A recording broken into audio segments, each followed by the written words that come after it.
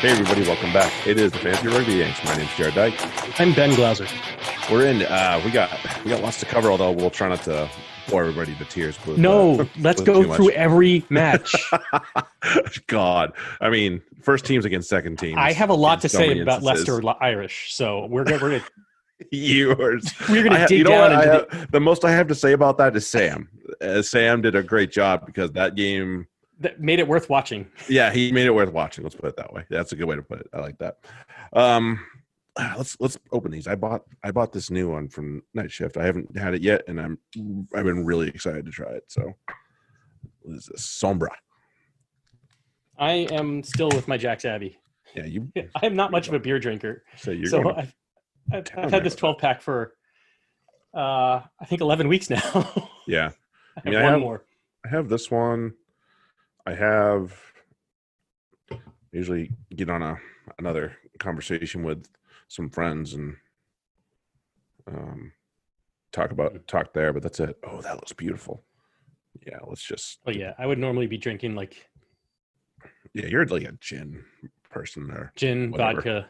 Yeah, light, fruity. Like my personality. You can admit it. Say as long as you can admit it. Oh man! All right, so make sure that you're checking us out on your favorite podcast apps: Apple Podcasts, Spotify, Google Play, all the places that you can find us. Did you see who moved to Spotify exclusively? It was Joe Rogan. Interesting. Yeah, like he is only on Spotify now, like for the podcast. So. I mean, say what you will about them. The guy's found a way to do it. Goddamn. Yes, yeah. So, whether you like him or you hate him, he's had some cool guests too. So, yeah. I mean, he is kind of a douche, always has been, but not news. Yeah, but it's he's like one here. of those. He's from here. What else are you gonna expect? Yeah, it's true. I can't blame the guy. I mean, yeah, and shit, he's had a hell of a career. I gotta say, he's been on many shows, classic shows for good and for bad.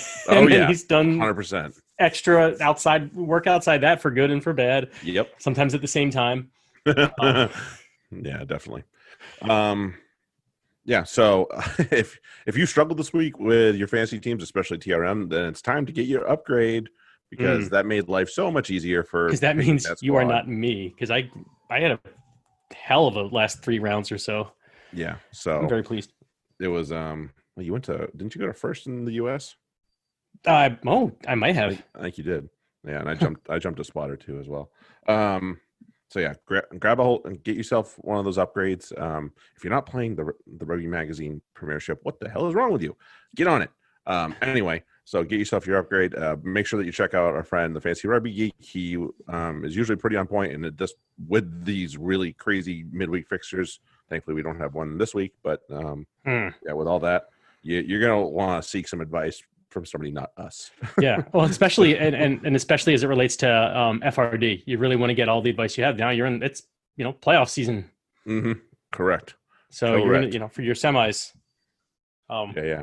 For instance, in our league, I just noticed that a certain Louis Rees-Zammit was just sitting on the waiver wire tonight, and I was like, oh well, why don't I just pick him up? Wow, he's there. Really? This is the time. Yeah, this is the time to be thinking about your team for the weekend because now the rosters are open. We'll see what the teams look like because next week we got midweek fixtures again. So yeah, I've made some moves, but I'm not overly convinced of the ones that I made are going to be right. So we'll see. Well, we made the playoffs in different leagues, I think. Oh no, you made them in both, didn't you? Made them in both. Sure. Yeah, I am that asshole. We'll talk about that in a second. Obviously, we are big supporters of Black Lives Matter movement here. It will always be something that we support, and we aren't going to shut the hell up about it. So, if you're sick of us now, just wait.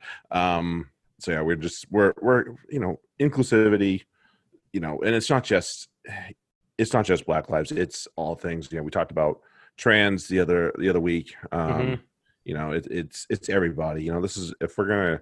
And they said it this weekend, and every time they said it, that it's a sport for all. That decision by World Rugby still kept creeping into my brain. So I was like, yeah, nope, we can't say that right now. I really don't think we can.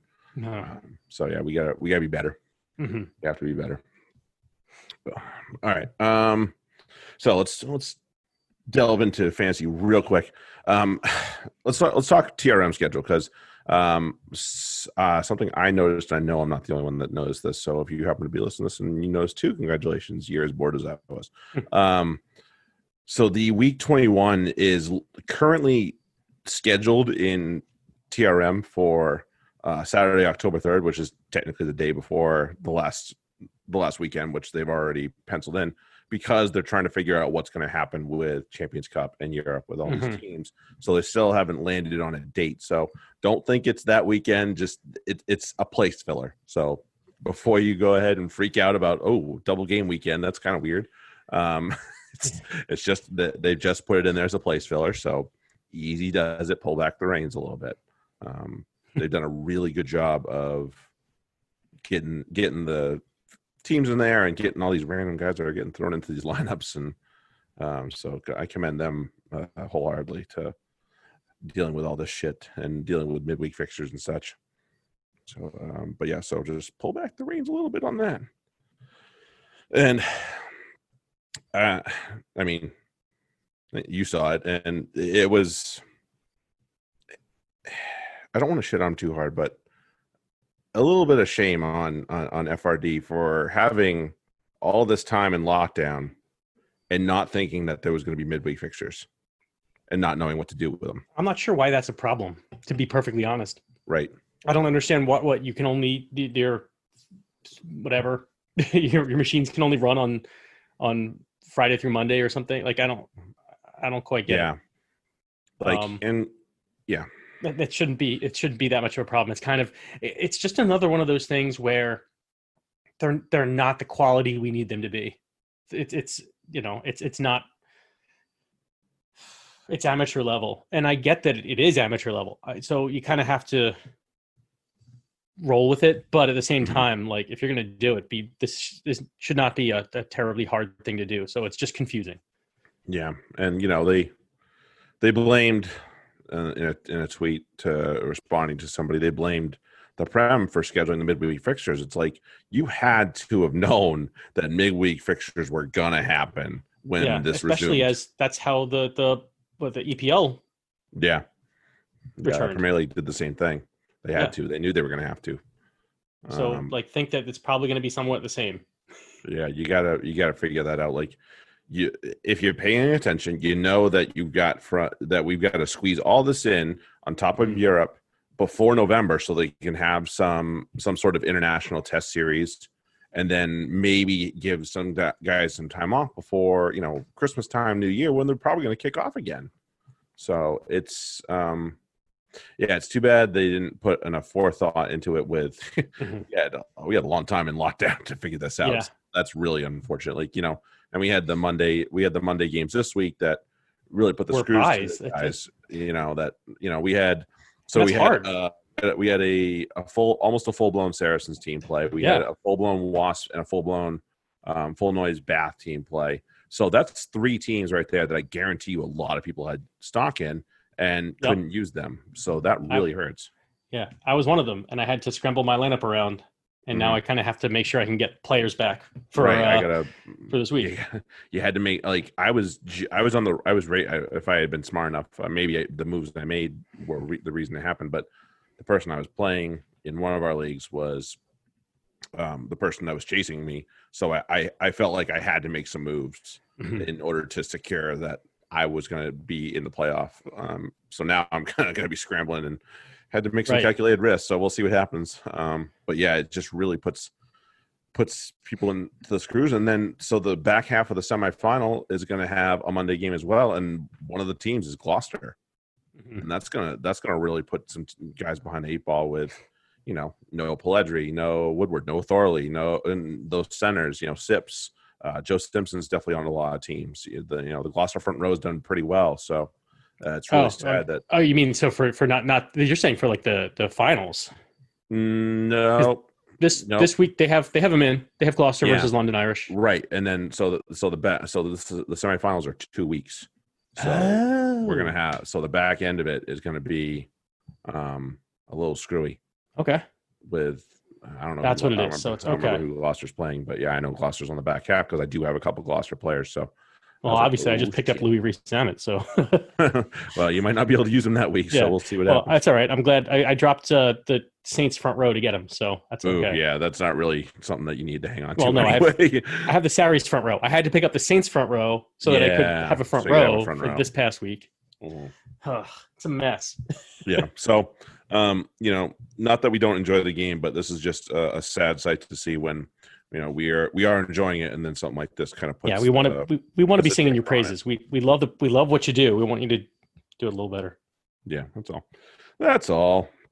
So enough of that. This was big news. Let's go to Super Rugby Yes. and Australia, and this was really awesome. 1 second. We had our first female referee in Super Rugby, Amy Parrott. Thank you so much for doing a great job. She did a hell of a Sanzar, job. Thank you for joining the times and Mhm. doing this, because Yeah, this is big. you should do it, but you didn't have to, because believe me, there's a lot of shoulds and what people should do, and they still don't fucking do it. So Right, because this is let's be honest about the situation, because it's not that and it has nothing to do with the fact that she's a woman. It has to do with the fact that this is her first time officiating a match at this level, Mhm. with the whistle. So they're not going to give that. I was looking through the. I was wondering. I wanted to watch her match this Mhm. weekend, and so I was flipping through them. I was like, which one would they I'm like? They're not going to give. Oh shit! What was the other one? Rebels Waratahs. They're not going to give her Rebels Taz to a first timer. It's just because the level of intensity that match is going to be is not for anybody who's a first time. And it was, so Right. it definitely was. So On then top I of was like, that. oh, Brumbies Force. Oh, the Force are involved, and it's the Brumbies who are really good. So okay, it's Yeah. this one because they know the outcome. She's not going to fuck it up. No, Just she did because well. it's her first time. Yeah. And It took her a little bit to find her voice. I will It say did. that. It did, and they I think even at an early point, one of the Brumbies went because Angus Gardner was one of the ARs. Yes. I think he went to Angus and was like, "What the fuck?" And he's like, "Dude, she called it and she was right. So get the fuck out of here." And he's like, okay. Yeah. Gus did a good. I was really, and that was the smartest move they did. I had the temporary thought of, oh, why didn't they put Nick Berry too? But that's overcompensating. And then you have guys going to, like this guy did to Gus. I don't remember who it was, but yeah, you have more guys going to the ARs than you do to the official, when they should be going to the official if they have an issue, and they should be talking it out instead of going to either one of them. So they did right by her by putting Gus there, who's probably one of the best in the world. So I think it was Trevor Hosea. that might have been it. I don't remember exactly who it was, but no, wait, I'm sorry, I'm looking at the wrong one. I was looking at I'm sorry, I had the wrong game. I just open. can't remember. I was thinking it was a 4, but yeah, either one. So anyway, more of the match, more of the same story for. But can I also say one thing? What's up? Sorry, before we move on from that, is I even saw a tweet earlier, kind of when I woke up on Friday, I guess, where somebody was complaining about a call she made in the scrum. There was a little video of it, and it was like, oh, whatever. I didn't know what it was, but all I know is it was criticizing her. I didn't read it through because I didn't want any spoilers. But then I saw which scrum it was in the game. I was like, oh, that looks really familiar. And it was Angus Gardner, because he was on the other side, and he called it. And I'm like, so if you're complaining about her call when it's very clearly Gus Gardner saying, yeah, the 3 just dropped, ping him on it. As they call it, they say yellow, white, gold, whatever it is. They call out the color usually of the offending team. Right. And it's like, and so she did it right away, and it's like, she didn't call it, so why are you pinging? You're getting mad at her, and no. This is she actually did it right, and she did her reviews right. I loved how she went through the Muirhead decision on his try, just good refereeing, good officiating, good game management. We need more of that. She did a really good job. I was very, very impressed. She was despite the fact that she didn't find her voice very fast, she was very in control just the same. So I appreciated that she wasn't panicked. She didn't, go buzzing about and just run everywhere. No. She did make a comment, I have to stand somewhere. I don't remember who was yelling at her. And I was like, yes, give it to him. Don't back down. Yes, that was awesome. I was laughing my ass off when I heard that. That was great. Yes, give it to him. Don't back down. And she didn't inject herself in the game the way certain officials in the Prem have done. Oh God, there's definitely some that have. We'll talk about officials in the Prem in a second here. Yeah, so we need more officials like her. Amy Parrott, take a bow. Please, yeah. Very well done. Well done, ma'am. Well done. I do want to talk about which try was it? Was it? It might have been the Tom Wright try. I don't remember who it was, but the one that freaking Nick White put on a plate and it was zipped out to the wing, and that's why I assume it was Tom Wright. Maybe it was Will Miller. I don't remember. Which one it was Will Miller. No, that was the Will Miller. That's try. What it was. But that was I was like, that's a howitzer right there. That was a great pass. That could have easily been picked off if somebody timed it. And I'm so glad he's not with Exeter anymore. Yeah, same.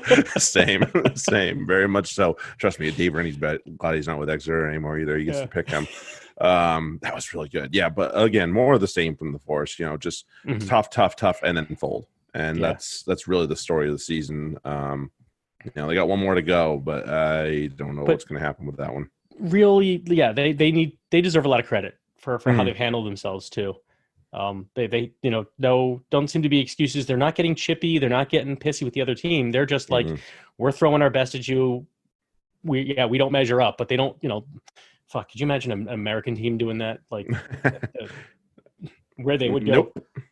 That would get heated and nasty quickly. Right. That would get heated and nasty very quickly. Right. And that actually goes to show the respect that having that kind of respect is what allows for the game to take chances like giving the whistle to a woman referee. Like because you don't have to, she didn't have to, like we said, she didn't have to step in and really, set a tone. The players were there to play the game, and all she had to do was officiate, and everybody made it easy on each other. So that's the way it should be. Yep, it is. Yeah. So Brumbies, they secure the final at home. We're gonna play the final at GIO, 31-14 over the Force. Force left with one game to go. We'll see how that turns out. I can tell you it's going to be tough because of what happened in the other game, and that would be Rebels 32, Waratahs 38. Rebels pick up a bonus point, which was huge for them because they have one game left. The Taz are on a bye next week, and if they get a bonus point win this coming weekend, they're in. They're into the semifinal. They'll play the Reds. So I will say it was a gritty performance from the Rebels. They were down a man and they got themselves a try off that. I've sung his praises over and over again, and there was another thought that came to my mind. But Matt Tamua was so fucking good in this match. What else is new? Put him in a gold jersey. Just put it in big black permanent marker. Just Matt Tamua 10. Tattoo it on him. Be done with it.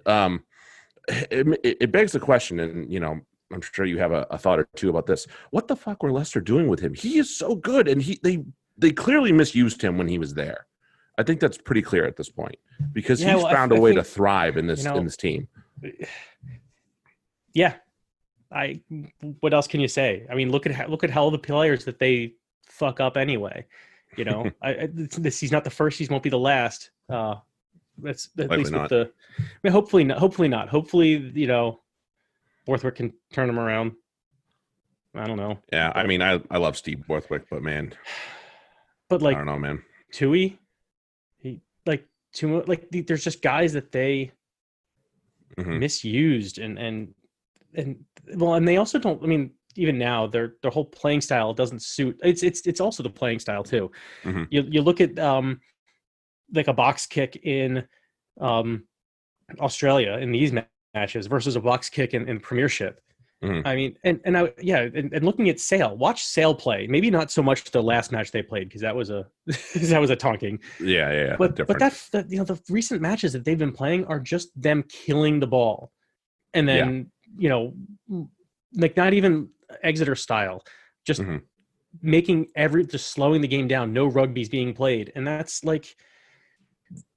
That goes on in the Premiership, and someone like Tamua is going to thrive in an environment where it's like get the ball and go because we're gonna try to beat them around the edge, evading them, not overpowering them until they have to commit too many players to the ruck, and now we have the overload out. We have a 4-on-3 in the channel or something like that's not that only works so many times, and that's why the Prem, hasn't been exciting so far in the restart by and large, because there's too many teams that don't play an open style, and Tamu is obviously very much favorable to that style, not the slow ball. Yeah, it was. Yeah, it's really baffling to me how well he's thrived in this. People are like, "Oh, it's Super Rugby. It's not Premiership." Shut the fuck up. I don't want to hear it. It's clear that Matsumoa is a great player to me in this, and that's not by mistake. And it's not. Yeah. And I don't care what league he's playing in. He is a very good player. Yes, Leicester misused him for sure. He got out. When he needed to, really, and I'm glad he did. Yeah, me too. I like him. I didn't really. It was a guy who was like, I want to like him. But now he's easy to like because you see what he can do. You see the value that he's bringing to the team. 100%. Yeah. So it was a tough old game. Obviously a lot of points put on the board. Couple of first time scores for the Waratahs, with Harrison getting his first and Joey Walton getting his. Couple of young midfielders / first receivers. They're showing their youth well, which is what we hoped for Australia with as good as their U20 program has been recently. They talked about it, and it's obviously become very clear. I will say that there was a bad miss on the referee's part, which was a no arms tackle that went to the head, and it wasn't intentional or with a ton of force, but and there was a mitigating circumstance, so it should have been a yellow. And I don't even recall if he gave a penalty. So and then and we have people that are bitching about the Matt Phillip yellow card, which was. The referee had won the Rebels over and over again. I think he put him on at least 2 warnings. So once that happens, doesn't matter where you are on the field, you're risking a yellow card. I don't think Matt Phillip offended him, but they put them did actually cause a penalty. I think it was actually caused by the lifters being stupid. But you put yourself in that position, and it's going to happen sometimes, and that's really, really unfortunate.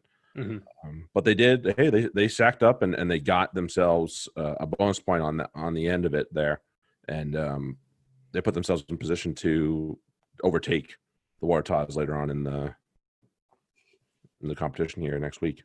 So that's it's a gritty performance by the Rebels, and this is what they need. This is not the usual thing that they can do. They're definitely known to kind of bugger off after a little bit if they haven't had their things go their way. So yeah, because they struggled early, and now they're we expected them to hopefully come back in it, but it was questionable at the start. Yeah, but they've done well. The guys that needed to step up for them in ways, Naisarani and Corabetti just slid. He slid a good 5 meters into try zone because I don't remember. I think it was Hooper that came in and just helped him push. I was just like, "Oops, maybe you should have just laid off and he would have come up short, and then you could have picked it up instead." Right. Oops, bad decision making. Anyway, Rebels are in a position, like I said, 32-38 over the Waratahs, and Waratahs are unfortunately left just watching. So we'll see how that goes. All right, let's go to the Northern Hemisphere. There's a lot to cover, and we're gonna try and breeze over the stuff that is pretty obvious that we don't need to cover, and we're gonna try and attack the stuff that needs a little bit of addressing. We'll start with Wasp and Sale. This was billed as a decent looking game. Sale put out a second-ish team, and Wasp put out a pretty strong team, but Sale found a way to get it done. Wasn't pretty by any means whatsoever. And we talked about it already about Sale's style of rugby. So just killing it. Yeah, it was.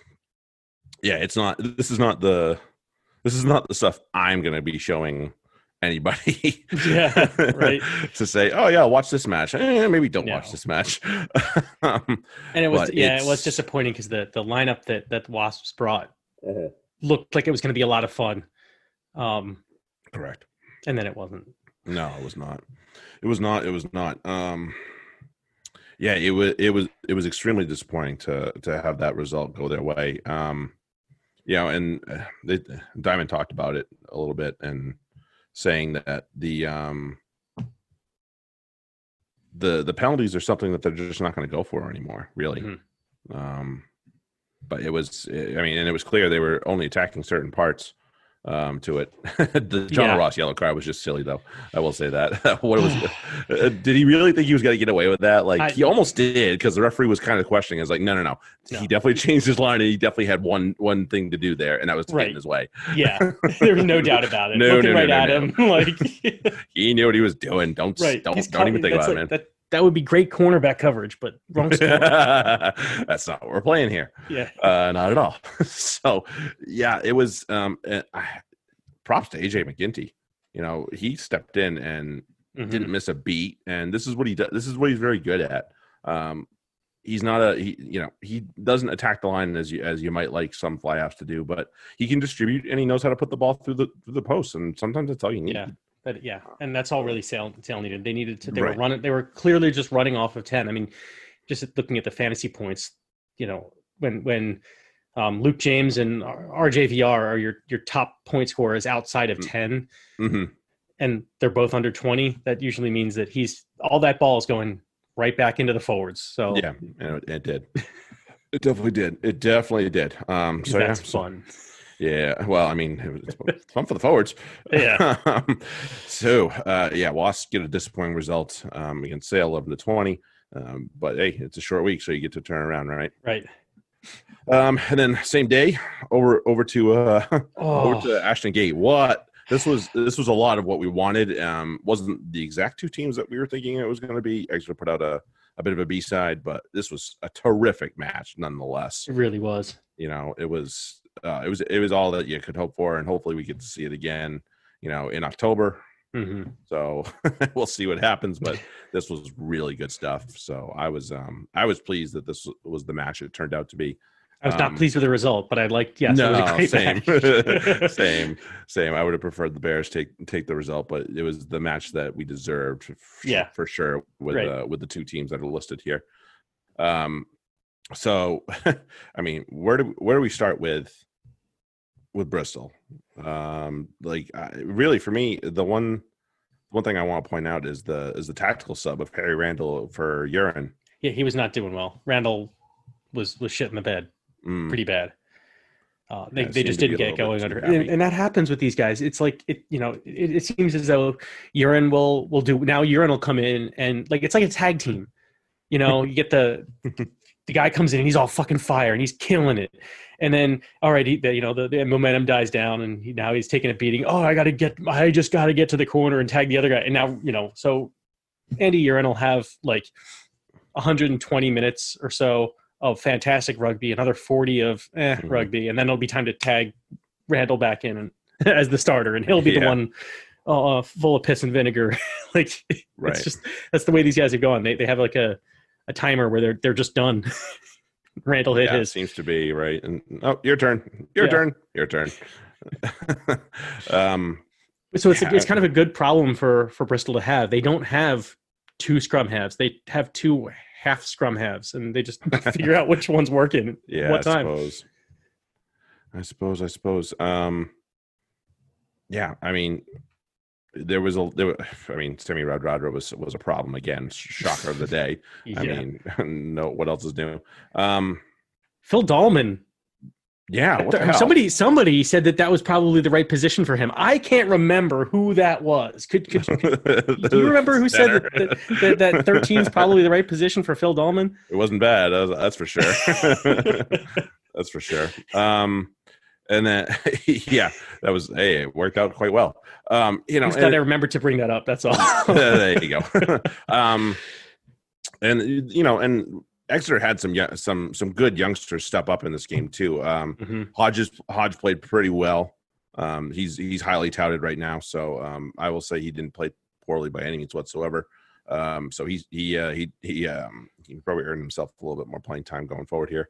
Lonsdale didn't do too terribly. Nothing noticeable in terms of the numbers, but you're coming in for Sam Simmons. It's a tough gig. So I'll give the kid a little bit of credit. But let's just talk about the second to last try, which was Owen Loy. It seems to be scoring at quite the clip here. He does. He took advantage of. I think Woodburn literally played way too much because that's what pretty much probably caused him to go, Mhm. oh no, I've done something terrible to my leg, and stop. Like Lloyd's just like, well, your problem, not mine. Yeah. He took off. He knows where the try line is, I suppose. He's familiar with it at this point, as Right. young as he is. Right. A But note then on Billy all Keith's the 23-year-old prop scoring a prop try, yeah, like good old to prop try. to win the game. 2-meter try. The glory meter of the try. prop try. What do you make of all the there's a lot of tap and goes going around in the Prem in the last 3-ish weeks or so. Mhm. Well, Are we thinking the lineouts aren't solid? Or are we thinking that they're done scrummaging, or are they thinking they're just trying to pick up the tempo? I think it's a little bit of pick up the tempo, and I think it's also a lot of inexperience. Mm-hmm. Some of the guys are going to be experienced, but you're going to have some of those young players who are not, they're just like, okay, at this level they don't tap and go, and maybe they just fall asleep. So we're seeing that all over the place. I mean that Luke Cowan-Dickey, or was that wasn't this match? Shit. That wasn't this match, but not yeah. this match. But some of the ones he's had too have just been like, what the fuck? Submarine. But the defense is standing right there watching him take a tap. Yeah, and it's like, don't stand on your line when he's coming at you. Get off. What the do you? line, How? Then they look like they're ready for it, and he's still getting over it. So it's like, what the fuck are you doing? You're not. You're. They just kind of think he's not, I guess. And it's just. No, he's not going to go. Surely he won't go. Oh, here he goes. And my feeling on if it's a quick tap, that's one thing. That's yes. If you see something, go. I always think that's valuable. Unless you're in your own end, obviously. Yeah. Yeah, don't do that. But the slow tap, fuck, that should never work. And suddenly it has been working, which I don't understand. Yeah, it's got me. I mean, I'm in favor. I think it's no secret at this point. I'm in favor of open. Let's go run rugby, and so I like the quick tap and goes, but the slow, okay, now we're just going to beat the shit out of people on the goal line. I'm like, that's not really. I don't consider that to be like fun rugby to play or watch. Mm-hmm. Yep. So it's a disappointing result for Bristol. That looked like they had it on the Lloyd. It was a heartbreaker. But I think we'll see this again. But that's just a measure of Exeter right now being better than Bristol. We'll see how long that lasts. It may last this year. It may last into next year. But this Bristol team is definitely, they're going places. They're on the up for sure. Right. 100%. Leicester 13, Irish 7. Thoughts? That's about same. it. Yeah, same. Yeah, just Nandola's a beast, not news. Was just one-handing things left and right and fending people off with his gigantic mitts. Yeah, it seemed like both teams just kind of pooped themselves every time they got in the 22. So that's what these teams do. Yeah, it seems to be something they do. Something they do quite often. So Saracens 36, Gloucester 20. Thoughts? I think Wollstonecroft just scored another try.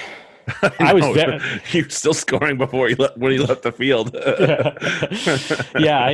What was it? I was very fortunate to have picked him up, and I did not captain him. Sorry, I thought about it. I switched him off at the last second, but I still picked him up and started him. So I was extremely happy to watch that. That's a good grab, yeah, for sure. I will say I was, it didn't show up on the numbers. It didn't show up fancy. Very impressive for the USA Eagle, Will Hooley. Did everything right. Even picked up a little try assist on the Whiteley try. Couldn't have done better, honestly. Tough. You have to be able to play fullback very well at Saracens, and against Gloucester. I mean, you're looking at Louis Rees-Zammit, Charlie Sharples, although Charlie was not Charlie Sharples at his best. That's not his position. Let's be real. I mean, fullback's not his position. I mean, I think Rees-Zammit would have been better suited there than him, but c'est la vie. Yeah. Who was it that chased down Zammit? Was that Ben Harris that chased him down? Yes, I believe it was. Whatever. Yeah. So good on Ben Harris. Former England 7-star. You're going to see them pop up left and right a little bit. Andy Christie had a rough match, I think, but ended up doing a lot of good things in the end. Just needs to learn how to hang on to the ball. Yeah, a little bit. And then Gloucester have some good youngsters coming through. Obviously, Varney. Stephen Varney is He looks okay. every bit the part. He's all right. Every bit the part. So loads of credit to him. Because that's what Gloucester need is another scrum half. Yeah, right. They seem to be turning him out left and right. And then obviously the Reece Samet try. He just decided he was scoring, and that was the end. Yeah. I'm scoring, and nobody's stopping me. He's so fast. He was lightning. Just pulling away from guys. Like that's impressive. When guys are running after, and these are not slow people that are running after you at their top speed, and they have they have the angle on you, and you're just pulling away from them. I've seen that before, and it was from Bo Jackson. So not bad at all. Yeah, he's in all right company with that speed. Yeah, definitely. Worcester 29, Quins 14. Thoughts? What the fuck was that Quins team? I mean, this is what I expected, because as soon as you saw the lineup, so it's like, yeah, Worcester are going to crush them, because that's a very much B team featuring Chris Ashton. Yep, he found a try at least. Yeah, but that was never going to go. Even and Worcester were basically full bore. Pretty much, yeah. So yeah, pretty much as expected. Mm-hmm. It's unfortunate for Quins, but it seemed like they put out a full bore team for the first 2 weeks, so this was coming, and I guess maybe they thought that if they caught Worcester napping, it could just be a free W with your B side. But Worcester were like, oh, we'll take the free W. Yeah, so, no, our free W, thank you. Yeah. Worcester had Kitchener attorneys at law in the second row for a little while. The only way to tell one from the other is one's just looking a little bit more haggard. Yeah, really, they look pretty close to each other. So, which one's the uglier one? That one. Okay, done. It is amazing throughout rugby how many brothers are. We saw quite a few brother sets in these fixtures. Talked about them. Dupree, obviously the Duprees. We have the Simmonses. We have the Piatows. We have the Vunipolas. The Vunipolas. Yeah, they're everywhere, man. So it's kind of fun. And then you go down to south, even in Southern Hemisphere. Just lots of. It's a very brother-filled sport certainly compared to football, where you see it, but it's rare. Yeah, certainly not to the level to be able to match the level of both one to the other. I'd say there's plenty to say about like Mako and Billy Vunipola and how their abilities. They're probably both quite good. Last I checked. So something like that. We don't have to spend too much time on this one, but Northampton and Bath. Northampton 3, Bath 18. This was a bit of a letdown for Northampton, really. A little bit. This was not I'd say this was not the strongest team that Bath could have put out, and they were still able to take the game.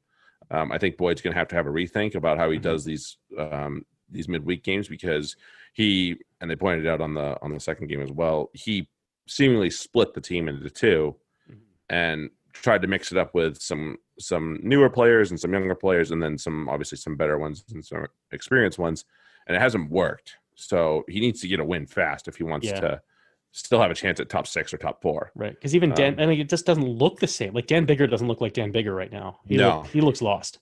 Agreed. Nairavoro has been a paperweight this season. It's been even worse. He's definitely king paperweight this season right now. Yeah, he wins that. That's the most expensive paperweight. Matavesi, what a leg! He showed some good skills with that boot. Gotta say. What about him running in the open? That huge fucking smile running in the open. He loves to smile and run. I love it. I really like it, man. Like, yeah, have fun, dude. Don't hide it. Like, if you're having fun, have fun. Come on, man. I love it. I really do. That was really good stuff. Yeah, I think he played great. Right. I mean, if you've played rugby for any length of time, you've definitely had a line break and just started giggling about it. Yeah, I can think of a few myself. Like, why am I out here? What is going on here? Like, you forgot to tackle me. Yeah, you didn't think I could run. Well, joke's on you. I can't. Yeah. You will Definitely be can't. catching me, but for now, this is great. Yeah. Eventually somebody's going to catch me and I'm going to hate this, but Yeah. I'll enjoy it while I'm still going. It's the intermediate Yeah, for part sure. that I'm really going to enjoy. Absolutely. Yeah. So it was, yeah, it was really disappointing for Northampton, but obviously, huge upside here for Bath. I mean, good on them. Mhm. We've talked about him a little bit at this point. Rory McConaughey knows where the line is, and he's found it quite a bit at this point. He and Sam Simmons, I think, are a little angry at me for having them as sits recently. Yeah, something like that. Fuck that So guy over in America. all he's doing, yeah, exactly. I'm their only motivation. Yeah, Um, right. but Oh, yeah, man. he's all he had. I mean, I know I'm jumping ahead, but he had a happy birthday try this week. Well, this last game week too. So Yeah. sometimes the not only can he find the try line, the try line is finding him. Seems to be. Ben Obano is coming back from a really nasty injury. He is enjoying his rugby, and it's great to see how well he's playing. And I'm really happy for the guy. I hope he gets a look at international level, because the guy's been a beast for this team. And they've formed quite a brethren of front rows at this, and really made it tough to go scrummaging against this team between Obano, the three in this game, and then Boyce and Dunn and Will Stewart. Yeah, That's just really, that's six really good front rowers that they have right now, and that makes it really. If you want to scrum, don't do it against Bath, because it's not ending well right now. And you don't want to tackle any of them in the loose either. So No, that's true. I don't want to tackle Beno Obano. I don't want anything to do with him. Yeah, that's just that's a lot of mass, and you can't get your arms. Oh, good God! You gotta like bite a leg, and that's it. Look, I'm not sure I could wrap my arms around his calves. I don't think I can get my arms around his legs. Jeez, right? Like, they are thick. Yeah, and he can move too. Usually, you don't see someone with that kind of frame and build on it that can move like that. So just an all around impressive specimen of a human being, Beno Obano. Indeed. So let's fast forward to game week 17, round 17. Sale Bristol. Quick thoughts. This wasn't really a contest. Tip Eden was garbage in this match, I have to say. Right. And it's kind of the same as with the Quins. I feel like the Bears kind of gave this one away from the just the lineups. We were like, not our day. Sale, you guys have fun, and they did. Yeah, they did indeed. I mean, when Sam James and Denny Solomona are throwing tries up that are fun looking tries. Yeah. Oh, and then Luke did both the James brothers score in this one? Speaking of brothers, I think so. Because Luke James had 2. That's what it was. Sam had 1. So they had there you go. So a hat trick between them. Yeah. So when the James brothers and Denny Solomona are putting 4 tries up on you, you're not fielding your best side, probably. Not likely, no. Let's go to the Stoop. Quins 30, Northampton 17. Again, we talked about it in just 2 matches ago here. This is not working for Boyd with the split squad. He's going to have to make some harder decisions, load up one team a little bit more, and back off with another one if he wants to win. Because right now he's caught in the middle at this point, really, is what it's down to. And I know he picked up, with one of them a win against Irish, but that was Irish. Irish aren't good, know. And of course, naturally, Nick Asikwe played out of his skin in that game as well. Right. Shocker of the day. But he can't be their own. He's to put no disrespect to Nick Asikwe, because he is a fantastic rugby player, but he can't be your most impactful forward as a lock. Oh, I hope not. No, I mean, like he does his job, but the thing is, and he's not doing anything terribly more than his job, and he's still by far your best forward. That's not that when he's in the lineup, in that configuration, that's bad. Like, you need to have someone who's making impacts and really flat, being busy in their job. Yeah. And Ludlam's there, and that's a guy that I respect tremendously, and he's not had his best games by any means whatsoever. On the other side, the Quins, I mean, we had Danny Care returns, and he returns with abandon. He's just as good as he was before, guys. So heads up, just FYI. Yeah, he looked every bit the part, and looks like he hadn't missed a whole lot even before the game last round against Worcester. It's really good. Marcus Smith is playing out of his skin when he's on the field. I have to say, he's deciding that things are going to happen, and he makes them happen. So that's a load of credit to him.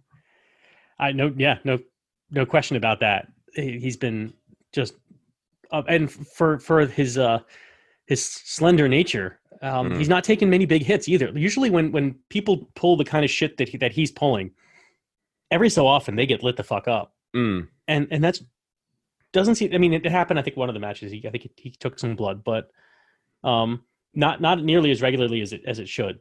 Right, as you think, right? Again, his stature. Mm-hmm. Yeah, so lots of credit to him. And Don Branch just, there's two really angry 8 men in the Premiership right now. One of them's Don Brandt. He's really pissed. He is, and he's trying to prove a point. He took it out on Vunipola the other week, right? And he took it out on the Saints this week, or this particular match. Yeah, he's just reckless abandon, and it's working. Like whatever he's doing is it's working. So that means he's putting in good effort and he's helping his team. Yeah, like he's not hurting them. He's not being overly aggressive in a bad way, but no, he's doing a lot of the right things, and he knows when he needs to step up, and he's doing a hell of a job with it for sure. One more thought. The ash down, the ash splash seems to be a controversial thing, which I don't understand. If you don't want him to fucking do it, don't fucking let him get over the line. End of story. That's the last I remembered. He's not I don't see that as showing anybody up. So he's just out there. He's just a kid out there having fun. Yeah, he's a Farvan out there. Look at the way the two war tries were scored this weekend by the two youngsters. They just Supermaned over the line. So what? He opens his chest a little bit more. Get the fuck out of here. Yeah, fuck it. Yeah, like you said, don't let him do it. Don't if it's a close try, that doesn't happen.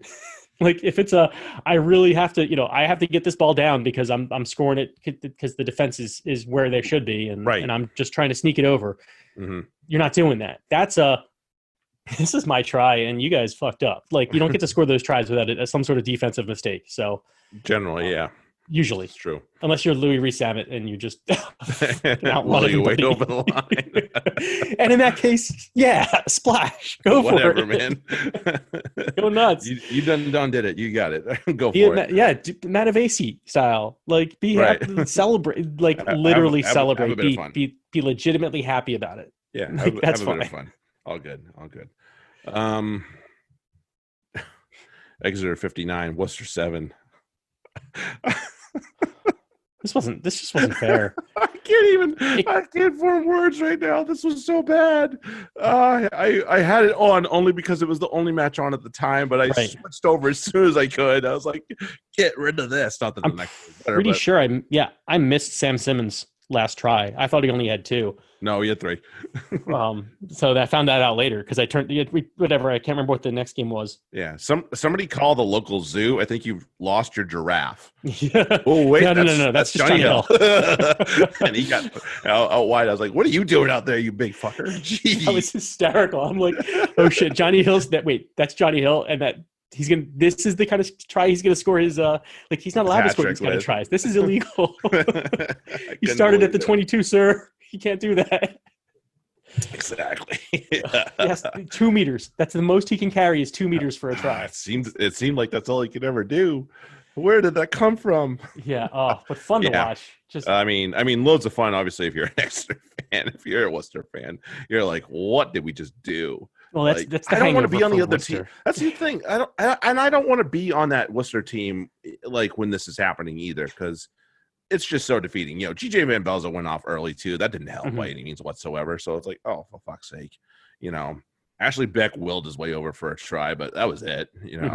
It's like, good God. You can't. I don't even know. It was really tough. But it's also not fair. It's not just that Exeter did it. It's how they did it. They didn't score they didn't play the Exeter rugby that I talk about. This was wide open. They were in the loose, yeah, totally. This is what they should fuck. If I'm an Exeter fan, I look at this match and I say, why the fuck are we looking for penalties and why is it always a 2-meter pick and drive to get us over when we could be doing this? Because this was fun. Look, Henry Slade, a 13. How often does a 13 do? When we talked about it last week, the 13s in the Premiership usually don't get have any fun. He was killing it. Yeah, like they played very much a Southern Hemisphere style, as I was describing earlier. He needs the ball more, in my opinion, anyway. So yeah, and then to have him and then Jack Noel, Stuart Hogg, and even Cuthbert, Cuthbert got over, for God's sake. He got loose. I was like, oh, okay, this is what we're doing today. Right. It's like this. I get it.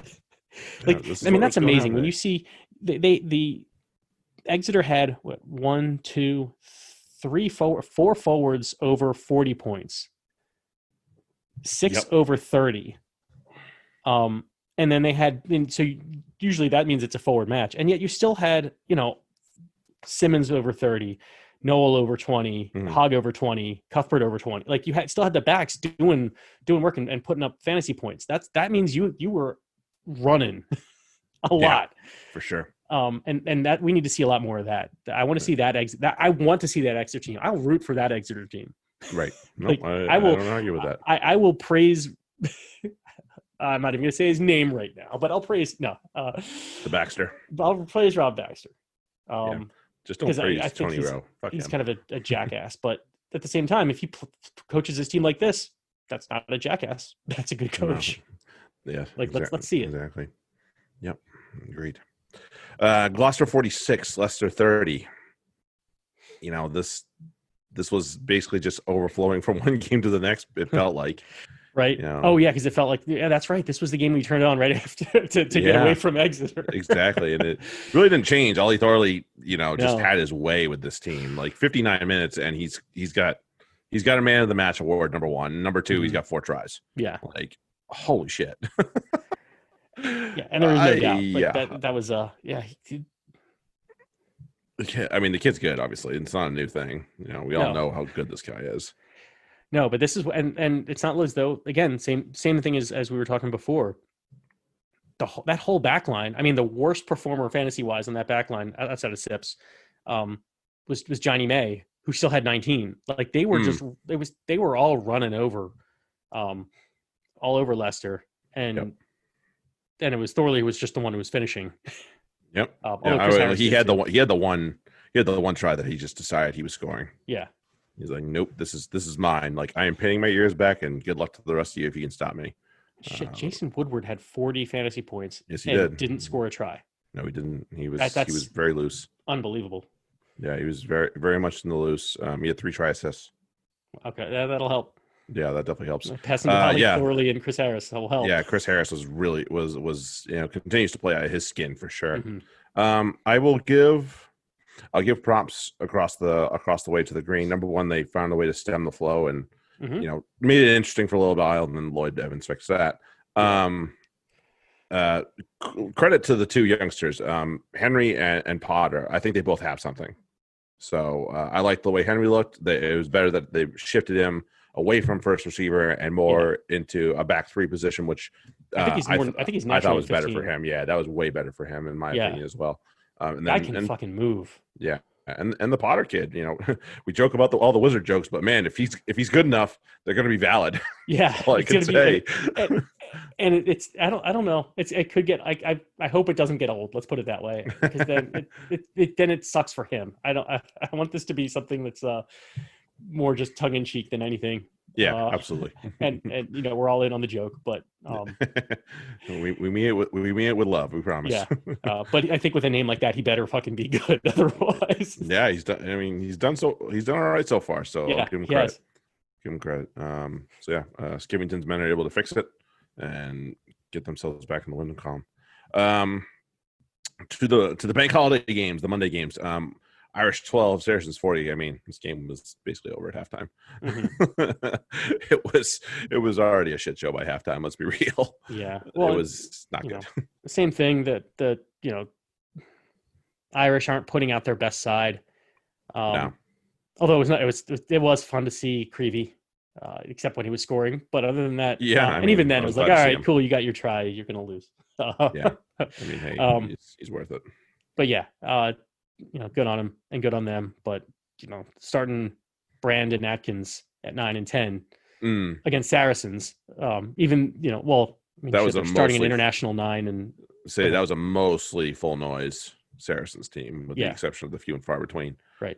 Farrell's banged up, and that's pretty much the only thing that's holding him back in terms of that being the full bore that you'll see. Because Pretty much. yeah, I don't know what else you rotate out there. Honestly, Mako will be healthy, and that's it. Yeah, Barrington gets 2, George gets 2. It's a front row party at the Saracens, apparently. Good God. Right. Oh man. So it's I mean, and Ella Davies, he's he seems to just be making a lot of people forget that we don't have Ben Spencer anymore and that Wigglesworth is leaving, because he's played pretty well. I know it's against an Irish team that's not that good, but he played well against Quins, and he's played well, and he played well against Bristol when he came on. So I like what I see out of him. Yeah, he brings a different style because he does seem to be a lot more of a runner, but then Spencer kind of could scoot too when he wanted to. Oh yes, he definitely could. So it does kind of slot right in. It helps a lot. He's slightly different. I think he's a little bit more frenetic than Spencer is.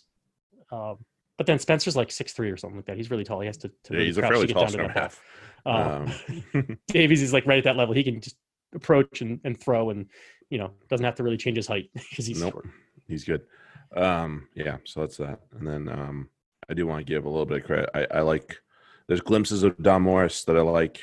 I just hope he can get smoothed out, because he's at least got a motor, which is something that you don't always have the ability to teach. So I do like that. Let's go to the rec. This was a wild one. Bath 23, Wasp 27. Woo-wee. I mean, elephant in the room. Wasps have to go down to uncontested scrums because they have 2 hookers that get hurt in the first 10, 15 minutes, something like that. Oh God, it was just like, oh no.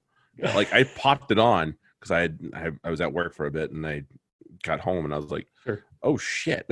Yeah. Why are there 3 props on the field for Wasp? Right. Not good. Yeah. I was really, because I was also at work, but I'm working from home. So I just I had it just on mute in the background. And I guess I looked up at that point when Ogre was coming off and they were putting on, was it McIntyre? And I'm like, that's a weird fucking change, because again, I can't hear. I thought they fucked the graphic up. Yeah. And then I was like, okay, that's odd. And then that was at a, I could turn it on. I just was choosing to focus on work for some reason. And so I'm like, okay, hold on, I can take a break for a second and see what's going on here. And then the whole process of getting through to the uncontested scrums, I'm like, first off, I'm like, people are gonna have a problem with this. And I'm like, I get it, but fuck, what are you gonna do? Yeah, I'm not sure I agree with a prop should be able to push in as a hooker and scrum. It's not.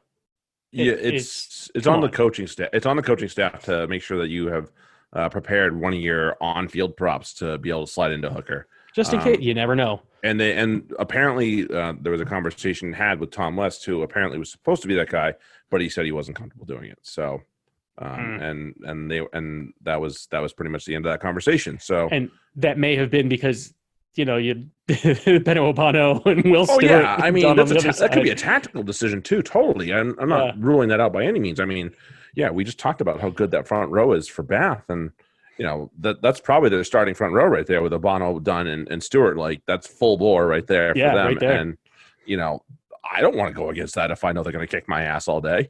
Nope. So that's fair. I get it. You see an opportunity to take that off the board, you say, yes, sir, I'm doing that.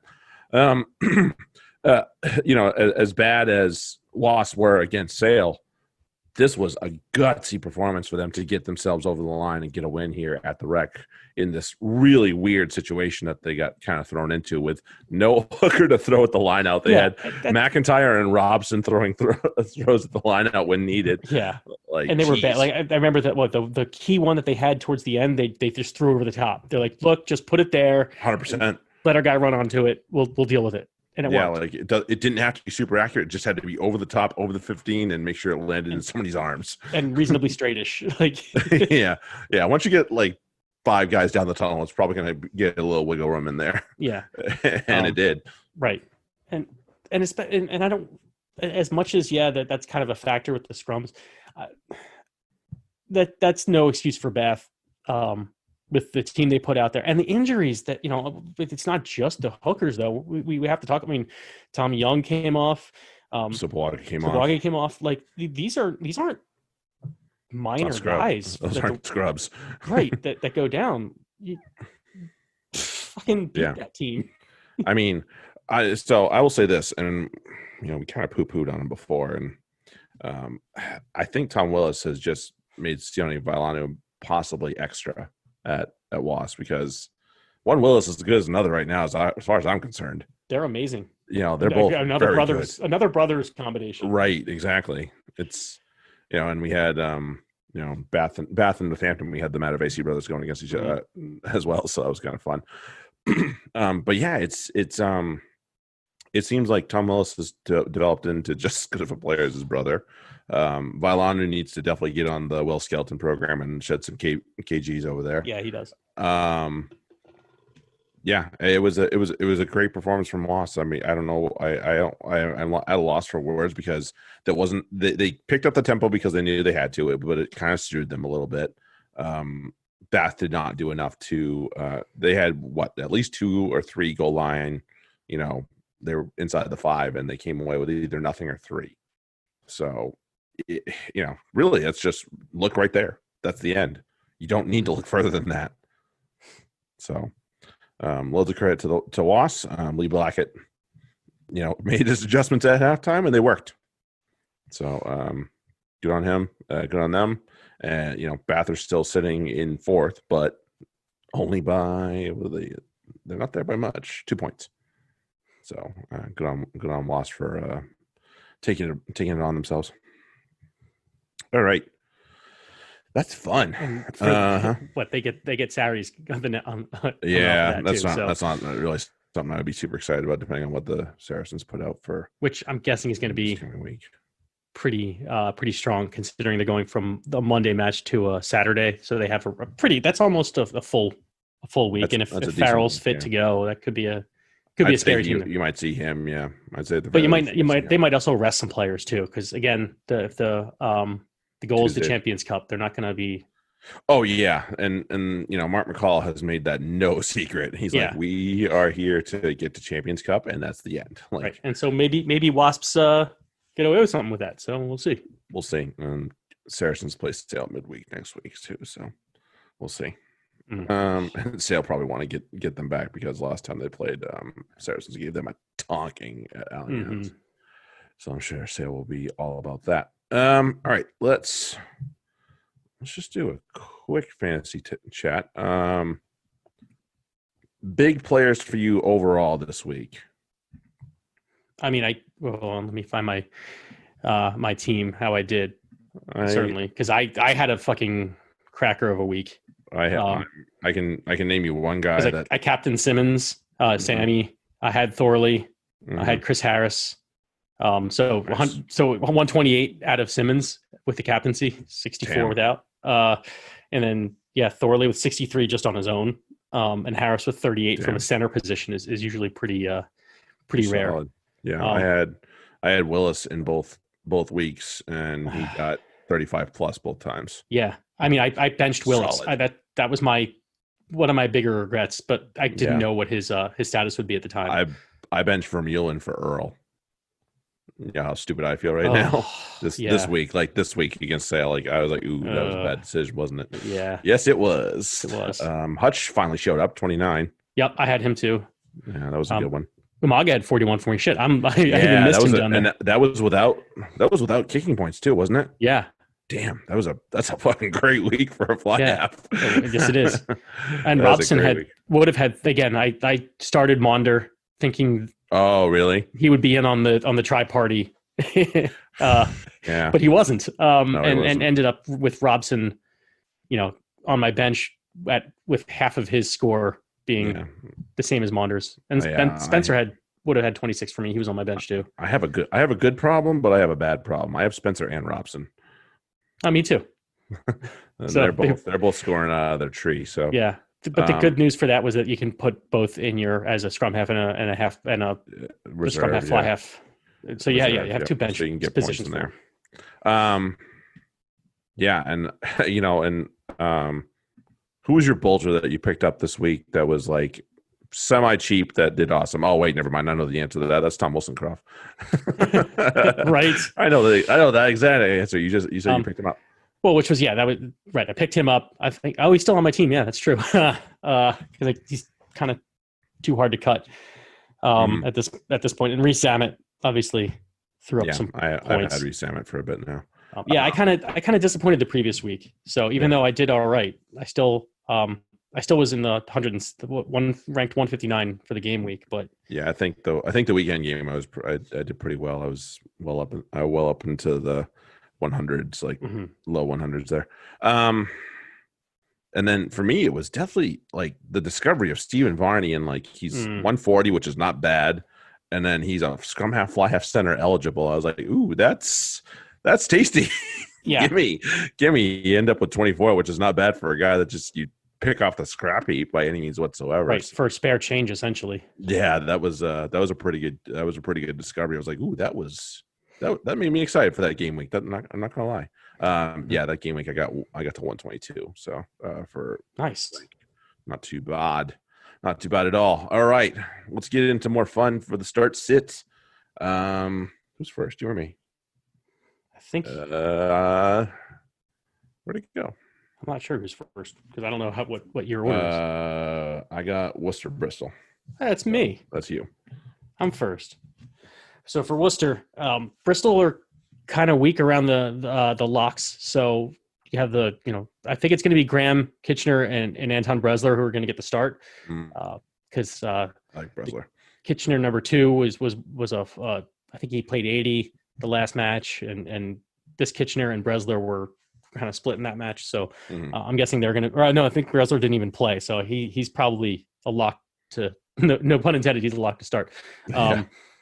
And then Ted Hill, Francois Hugard, Duncan Weir, and Ollie Lawrence are guys you should be looking at no matter what format. And FRD only, that's where you're kind of looking at the flankers, or the other flankers for Worcester. Kvesic and Cornel Dupria are likely to be their other starters. And then Francois Venter, I start him only in FRD. As far as for Worcester sits, the front row in FRD and the props and hooker. Bristol shut those down. So I would I have Ethan Waller. He will not see the field unless I have no other option. Yeah, he is a top 5 prop, I think, but you might be able to find another option. Yeah, look elsewhere for this one. Yeah, try if you can. On the Bristol side, they're front row. So they're front row in FRD. They're props and Harry Thacker in TRM. Assuming they start. We don't know the lineups. The 6, 7, and 8 out of Bristol, whoever they are going to give you points. Sheedy, Semi Radradra, Luke Morahan, Charles Piatow. Start them any format. For FRD only, start whoever's at 9. I'm guessing it'll be Urine. And Henry Purdy is it could be valuable as he is probably playing a wing, but he's a midfielder. Say he's a midfielder, yeah. In FRD. And I have no sits for Bristol. If you got him, I'm sure you'll figure out something. Yeah. Right. Northampton, Exeter are very curious. They are 9th in TRM in points against, but they're 3rd in FRD in points against, and that's weird. We did have to kind of switch the points against in FRD to average because some teams played, some teams didn't change a whole lot. Still are still a no-fly zone. Shocker. Anyway, so TRM. Halfbacks are no go in both formats, and then you get a big green light for a couple of positions in TRM for Exeter. So, including second rows, back 3, front row and prop in particular. So for the Saints, TRM. Mike Haywood, he's a top 50 player in TRM, so you're not going to sit him right now. Ribbons, Esekwe, again, top 50 in TRM.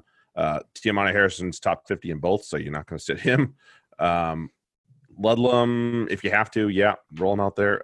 Grayson's actually top 50 in FRD, so you can roll that out there too. Right. Assuming Dan Bigger shows up like he used to, you can go ahead and play him if you feel comfortable with it. Although I would bank on it. I'd be a little bit weary in FRD, especially because fingers crossed on that one. Exeter are tough, a little tough against them. Rory Hutchinson's top 50 in both, so play him. Laws and TRM only. Furbank, Naira Voro, they're both top 50 in FRD, so you might have to play them anyway. Yeah. Olafell's probably an okay play, as well as Proctor. Have a pine for Alex Mitchell. This is not his week. Or Henry Taylor, really. And Saints front row is a no-no. Other side, Saints are a little middling. They're 7th and 9th in each format. Scrum halves and fly halves are the ones that struggle against them, but centers, second rows kind of have their way, as well as front row units in FRD. This isn't going to be too super difficult here. Either Cowan-Dickey or Yandel's good. Extra front row is good. Gray, easy yes, even though he's kind of been a little Johnny Hale's top 50 along with Kirsten in TRM. So go ahead. Simmons is number 1 in both. So you are not sitting him. I wonder why. Yeah. Well, yeah, I'm sure this past week bolted him to the top. Ewers is okay. Vermeulen's actually top 50 in TRM as well. So you can go ahead and do that. Simmons top 50 in both. Yep. Steenson, I'd be okay with that. Even though the points against for Saints say otherwise for fly half, not named Joe Simmons. They've been pretty leaky since the restart, so go ahead. Hogs top 50 in our FRD, go ahead and both with that. Flaherty, yes. Noel, yes. Even Josh Hodge, if he goes out there, go ahead. Cuthbert, I would do in FRD only. Whitty, Skinner, Monder, Dolman all have a seat. All right, off to Allianz, which we know is not renamed yet. For Saris versus Wasps. For Saris, start their front row because they're going to give you points. At this point, doing pretty good so far. Yeah, at this point, this should be no surprise. Definitely and that's for FRD. For obviously start their props, and I'm guessing it's going to be a Tom Wollstonecroft start on this one. Yeah. And if you haven't signed him, he's a very good pickup, cheap for those kind of midweek replacement needs. For sure. Start their 4 and 5, whoever it's going to be. Obviously, that depending on if it's somebody worth picking up, and it ends up being like actually either FRD or TRM. And then the flankers will depend on who it is, because Wasps can give them up, but they're also kind of mid range, I think, in points against for flankers. So I like Rhodes. Yeah. And Ray has been kind of eating up some points here and there. But I think he's pretty expensive, so you're probably not going to sign him for what you get out of him. Yeah. And Faz, certainly an FRD would be a valuable addition. For FRD only though, whoever's at 8 and 9, because I'm guessing it's not going to be Billy. Might be. We'll see. Yeah, and then Alex Good, and sit Sestino, because he's struggling to produce at this point, fantasy wise. He's doing okay. He's had his ups and downs with the team, but fantasy wise, he's not really producing.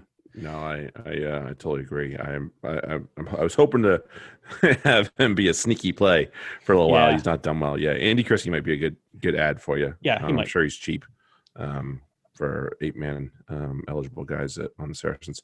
Wasps end. Nope, I haven't done the Wasps. Fuck the Wasps. Yeah, pretty easy. The Willis brothers. I'm guessing Tommy Young won't play. Yeah, so the Willis brothers and Brad Shields are absolutely starts. FRD only. Rollins. I'm guessing it's going to be Sopawaga if he can play. Because Umagas, he's played 280s, I think, in a row. And Fekitoa is an FRD only. And then for Sits, Jimmy Gopperth, unless he's the 10, at which point sub him in up for Sopawaga, as I said earlier. Right. But sit Ryan Mills, Kibarigi, and Watson. Yeah. Now we can move. Kibarigi's been really disappointing for me. I have to say. I played him a bunch. He started the year hot. Obviously, we had the COVID lockdown. I think he's come out of the COVID lockdown a little cold. He was going cold going into it. Maybe that's what it is. I had him in one of my in I think on my TRM team, and I was not impressed. Yeah, fair enough. All right, Quins and Bath at the Stoop. Bath are a little soft here and there. They're just on the outside of that bottom four in points against. They're eighth, so they do surrender some points. They do have some spots where they're tough, though. Fly half's one of them. Backs in general and TRM as well. Other side of the coin, you're looking at front rows and locks, loose forwards as guys, and then OBs and FRD are going to be somebody that you can maybe take advantage of in this game. We'll find out. Start sit for Quins. Scott Baldwin's a yes. Marcus Smith is number 2 in both formats, so I'm going to go ahead and say yep. Levis has done really well. He's top 50 in both, as well as Simmons, Don Brandt, Chisholm, Danny Kerr. They're all top 50 in TRM, so you're going to play them, as well as Don Brandt and Chisholm are top 50 in FRD. So, yes. Kerr is a definitive yes in your FRD as well. Landaho even might be okay. So, if he's out there, yeah, why not? Ashley, yep. Lasike, Brown, Earl are going to be FRD only at best. I'm going to say no to the Quins front row on this one. Not with that. I don't care which front row the Bath's rolling out there. It's not going to be a good one. Marler's a no, too expensive for what he produces. Rob Shaw's a no on either side. Quins on the other side. You can't be more middling than the Quins. They're 6th in both formats, right in the middle. Back three is a tough group against them in both formats, halfbacks and FRD. Fly halves are a little leaky though, so this might make things a little bit easy for those in FRD and Priestland owners.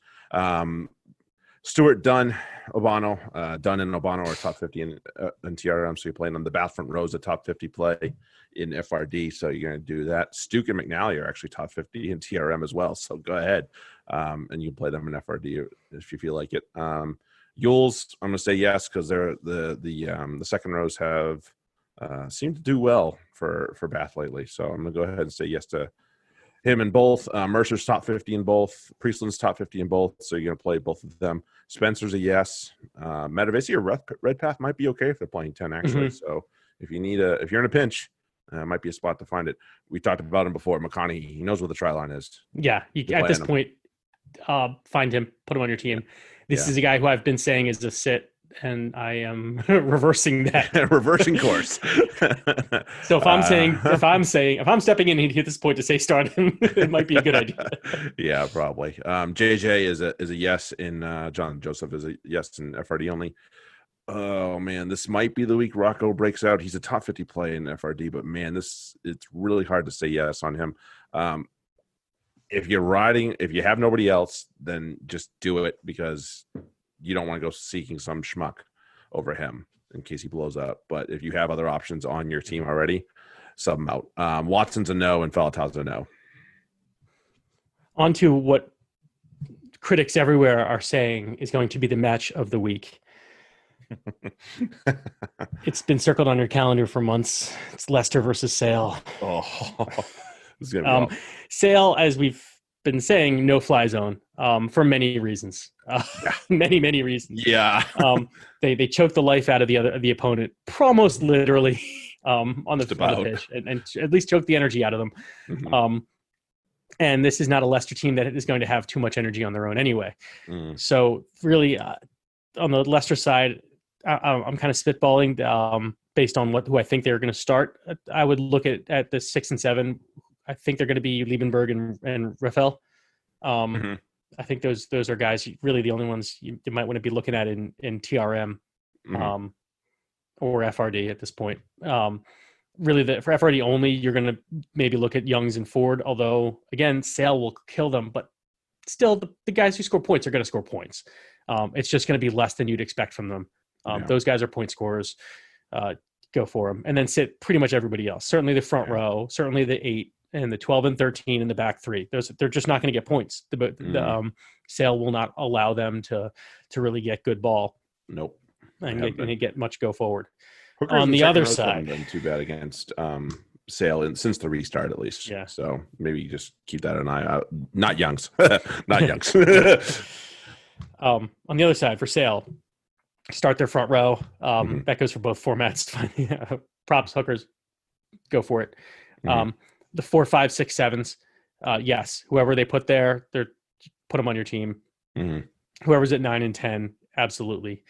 Both formats. And FRD only go for their 8, their 12, their 13, or their back 3. Keep away from that because they don't really do much with them. They may score. I'm not saying that they're not going to score, but I'm saying that they're unlikely to based on basically what Sailor will have to do to win this game. You know, they can win this game without a 12 and 13 and a back 3. Aside from Yeah. just being in position and defensively. Mhm. And I'd they're back 8. Tui in this game for sure. Yeah. This is a revenge game. Right. If Tui's in, he's an automatic start in any format. Yeah, he's gonna play. If he plays, he's gonna tear this team apart. Well, yeah, if he plays, he's going to be the man of the match. Probably. Like Sale will make it their mission to make him man of the match if they're Yeah. if Steve Diamond is half the asshole. I think he is, And he might just be. and I think he's twice. So that's it. I wouldn't sit anybody on Sale for this match. Fair Everybody's an option. Yeah, most options right there. Yeah, Solomon and McGuigan both kind of interchangeable and have done well on FRD for me. Yeah, and that's the problem is you don't want to have too much invested in either of them because you know if they're not in and they're not on, they're not going to give you much. But Right, it's for that 4 or 5 matches a season. Mm-hmm. Yep, slot them in there. Fair enough. This might be one of them. Yeah, this might be one of them. All right, Gloucester and Irish. Points against for the Exiles.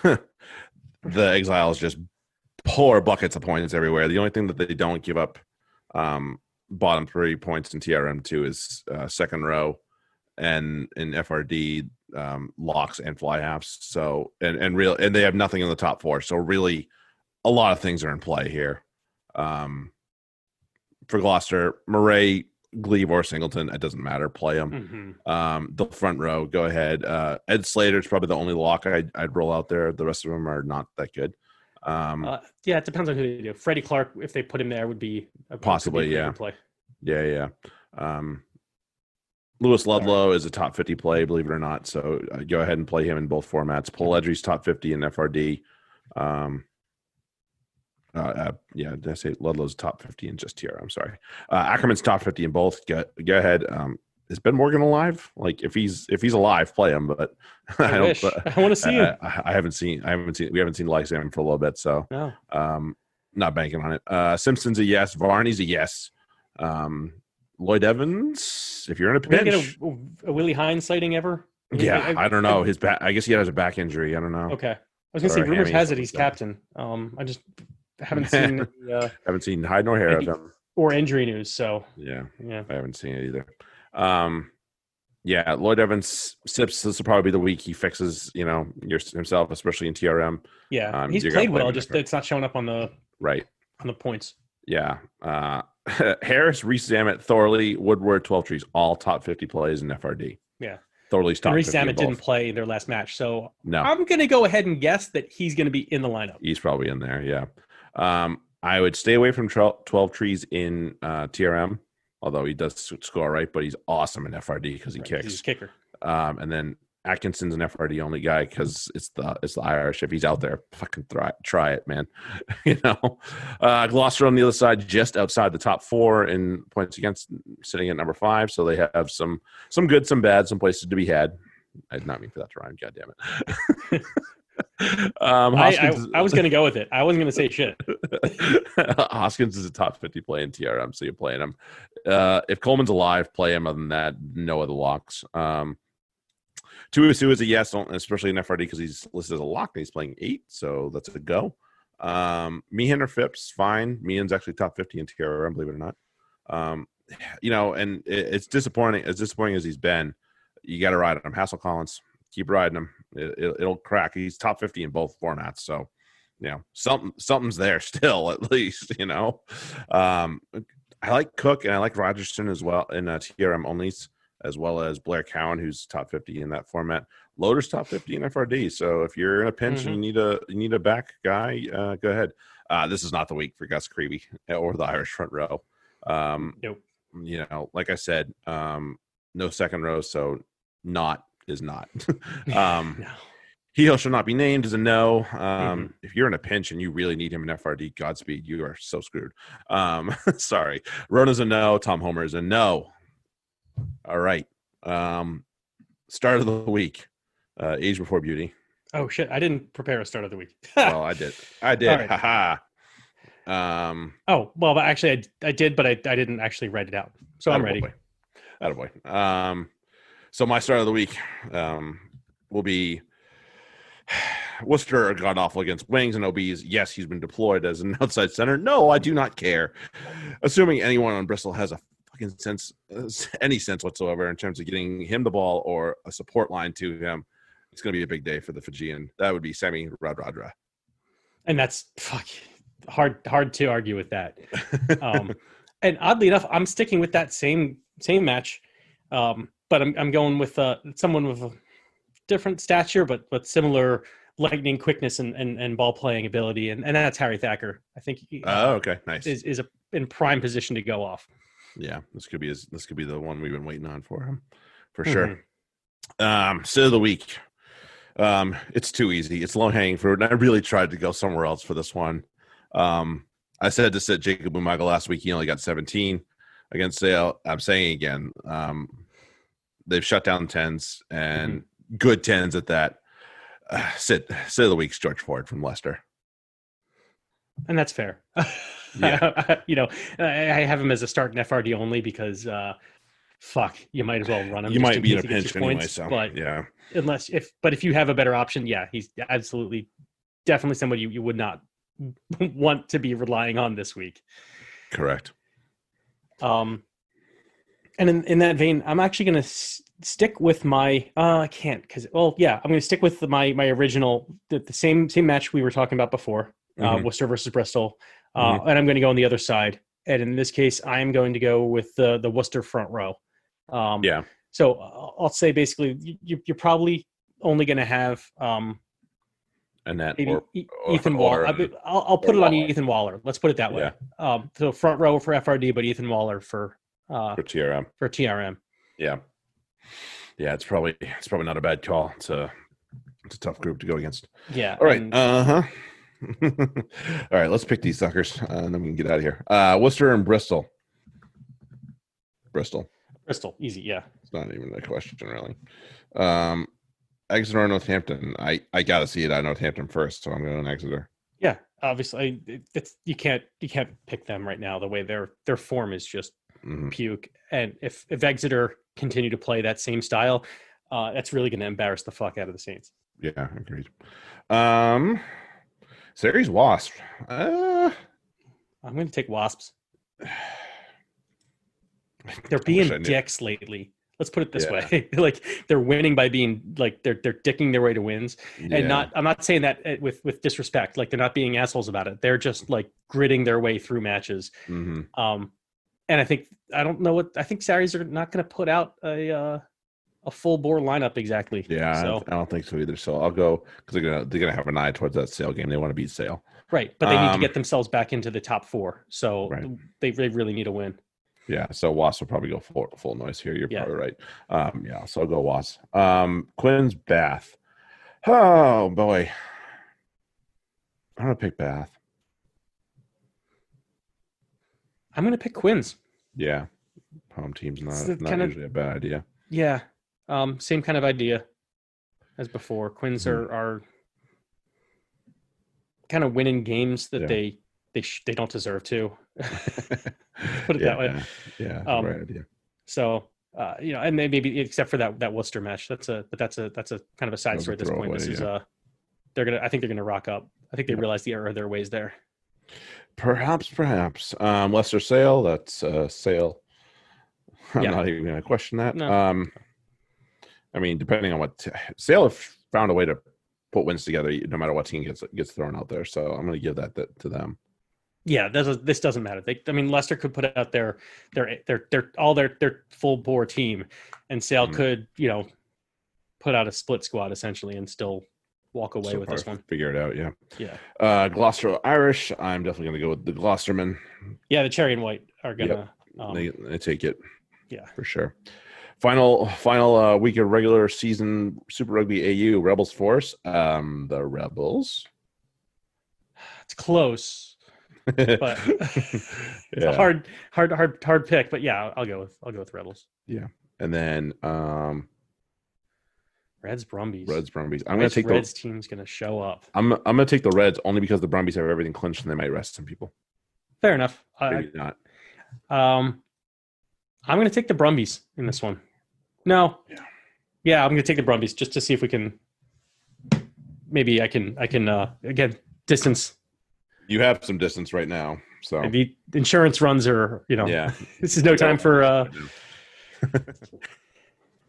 for unwritten rules here. Yeah, for sure. All right, so we got through all that. Look at that. We didn't spend too much time. But other than that, we had we did what 14 matches. I know, trying to cram it all into one. Fuck you, Prem. No, fuck COVID. Sorry, that's not even Prem's fault. It's fucking COVID's fault. All you Garys and Karens, fix yourselves out there. Seriously. So yeah, we'll be back next week, and we will have a shitload of starts to do. So we'll try and burn and turn through as much of the early stuff as possible, so we're not running too far over. Indeed. Other than that, yeah, ask TFRY for this weekend. Check out George, TRM Upgrades, Fantasy Rugby Podcast at gmail.com. That's the one. And follow Ben and I on Twitter. Other than that, we are going to say peace and thanks for coming along, guys. Later. Cheers.